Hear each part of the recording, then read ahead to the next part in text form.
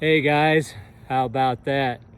So I came down to my neighbor's yard this evening and noticed that he had a mole that's just been, just tearing up the place.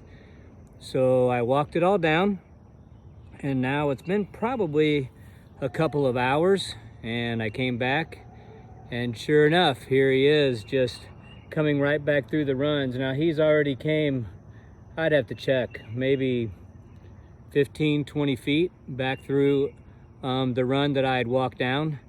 I was letting him get a little further because right where he's at, there is a little bit of a tee off here, and I was afraid that if I didn't let him work up a little bit, then he would just disappear in one of these other little pieces of a run. But he didn't do that, and I know this neighbor's gonna be pretty excited. Earlier tonight, I come down here and I was walking these down and almost stepped on a pretty big snake, and I'm thinking it was maybe a king snake. I didn't harm it. King snakes are good to have around, but it was a pretty big one, and it about scared me to death.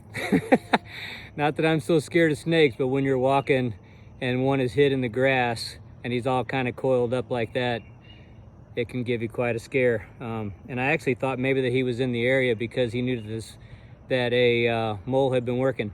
But the coolest part is when I came up tonight, I saw that there was a bird on the ground. Now, a robin, if you see a robin in the area where a mole has been working, that's because they're waiting for that worm to come up out of the ground, and they'll actually watch the ground move, see the worm come out.